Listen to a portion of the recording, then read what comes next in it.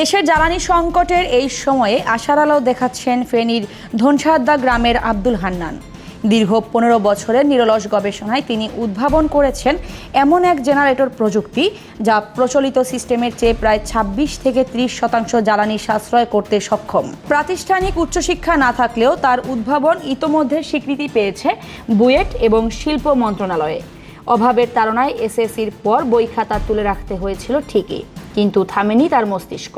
দীর্ঘ 1.5 দশকের সাধনায় তিনি তৈরি করেছেন এক বিস্ময়কর জেনারেটর প্রযুক্তি, যা তপ্ত মরুতে এক পশলা বৃষ্টির মতোই স্বস্তি দিচ্ছে দেশের বিদ্যুৎ খাতে।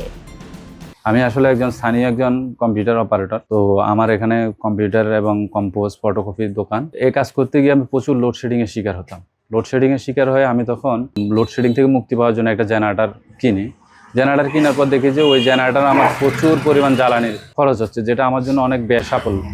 তো আমি এখন এটাকে কিভাবে আরো জ্বালানি সাশ্রয় করা যায় সেটা নিয়ে আমি গবেষণা শুরু করি, এবং আমি দীর্ঘ গবেষণা করার মাধ্যমে আমি প্রথমে ছোট ছোট কিছু অল্টারনেটরে গবেষণা করে দেখি যে আমাদের প্রচলিত সিস্টেমের ভিতরে এমন 2টা লস লুকায়িত আছে যেগুলা সম্পর্কে আমরা আগে কখনো জানতাম না। এবং এই লসগুলো আমি ফাইন্ড আউট করার পরে আমি যখন এগুলা ডিজেল জেনারেটরে অ্যাপ্লাই করি তখন আমি ভালো সাফল্য পাই। ফেনীর ধনসাদ্দা গ্রামের আব্দুল হান্নানের এই উদ্ভাবন কেবল মুখের দাবি নয়, বরং এর কার্যকারিতা প্রমাণিত হয়েছে বাংলাদেশ প্রকৌশল বিশ্ববিদ্যালয় বুয়েটেও।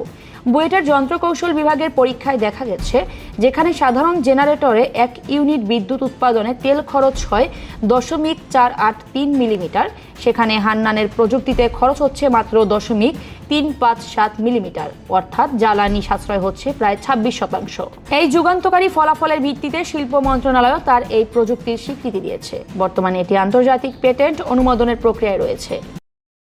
এখানে সাফল্যের পরে আমি এটাকে আরো উন্নত পরীক্ষার জন্য বুয়েটের টেস্টের জন্য প্রেরণ করি। বুয়েট পরীক্ষা নিরীক্ষা করে দেখে যে প্রচলিত সিস্টেমে যেখানে আমাদের পার ইউনিট বিদ্যুৎ উৎপাদনের জন্য আমি যে ইঞ্জিনটা দিয়েছিলাম সেই ইঞ্জিনে খরচ হচ্ছিল 493 মিলিগ্রাম ডিজেল, সেখানে আমার নতুন সিস্টেমে খরচ হচ্ছে যে 357 মিলিগ্রাম ডিজেল, অর্থাৎ প্রায় 26% পর্যন্ত ফুয়েল সাশ্রয় হচ্ছে। তো আমি পরবর্তীতে এটা প্যাটেন্টের জন্য আবেদন করি শিল্প মন্ত্রণালয়। বর্তমানে এটা প্রক্রিয়াধীন আছে।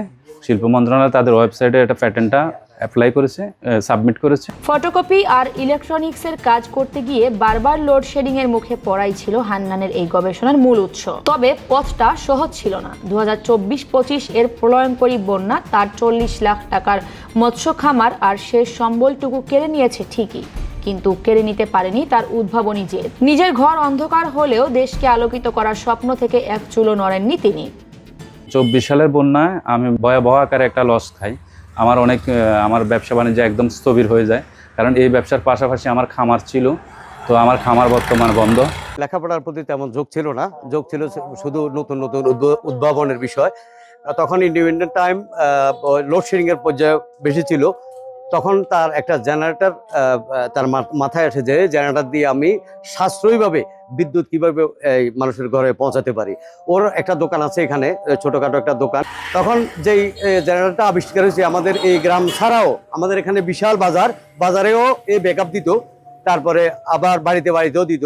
আমার পার্শ্ববর্তী গ্রাম আছে, ওই গ্রামেও এটা সাপ্লাই দিত। তো ওনাদের মতো প্রতিভাবান ব্যক্তিরা যে বিদ্যুৎ উৎপাদন করতেছেন, এই বিদ্যুৎ উৎপাদন যদি আমাদের আরো করতে হয়, এই ভিত পরিসর নিতে হয়, আমাদের বর্তমান প্রধানমন্ত্রী তারেক রহমানের সহযোগিতা চাই। তারেক রহমান যদি সহযোগিতা করেন, ইনশাআল্লাহ আগামীতে এরকম প্রতিভাবান ব্যক্তিরা হান্নান ভাইয়ের মতো লোকেরা আমাদের বিদ্যুৎ জ্বালানি ক্ষেত্রে আমরা অনেক দূরে এগিয়ে যাবে।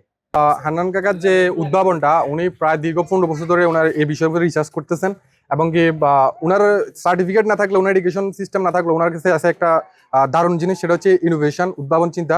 আর আমরা যদি এই উদ্ভাবন চিন্তাকে যথাযথ ইভ্যালুয়েশন করতে পারি, তাহলে আমরা ওনার থেকে ভালো কিছু আশা করতে পারবো। শিল্প মন্ত্রণালয় এবং সরকার থেকে যদি ওনাকে সহযোগিতা করা হয়, এমনকি বড় রিসার্চ সেন্টারে তাকে রিসার্চ করার সুযোগ করে দেওয়া হয়, আমি মনে করি ওনার থেকে আমরা দেশে অনেক ভালো কিছু আশা করতে পারি। বুয়েটের স্বীকৃতি থাকলেও এখন বড় বাধা হয়ে দাঁড়িয়েছে পুঁজি আর আধুনিক ল্যাবরেটরির অভাব। সরকারি বা বেসরকারি পৃষ্ঠপোষকতা পেলে এই মেড ইন বাংলাদেশ প্রযুক্তি বিশ্ববাজারেও সাড়া ফেলবে বলে বিশ্বাস এই অদম্য উদ্ভাবকের। দেশের শিল্প উদ্যোক্তা যারা আছে এবং সরকার যদি এই গবেষণাটার পিছনে এগিয়ে আসে, আমরা যদি এটা আন্তর্জাতিক মানদণ্ডে নিয়ে যে আমাদের যে পাওয়ার প্ল্যান্টগুলো আছে, সেই পাওয়ার প্ল্যান্টে যদি আমরা এটা প্রয়োগ করতে পারি, তাহলে প্রতি বছর আমাদের হাজার হাজার কোটি টাকা জ্বালানি সাশ্রয় করা সম্ভব হবে বলে আমি মনে করি। এবং আমি চাই এটা যাচাই বাছাই করে আন্তর্জাতিক মানদণ্ডে নিয়ে আমাদের প্যারিস কনভেনশনের আইন অনুযায়ী 12 মাসের ভিতরে যদি আমরা আন্তর্জাতিকভাবে প্যাটেন্টগুলো সব দেশে যদি প্যাটেন্টের জন্য আবেদন অ্যাপ্লাই করতে পারি, তাহলে এটা আমাদের অর্থনীতির জন্য অনেক বড় একটা সাফল্য বয়ে আনবে বলে আমি মনে করি।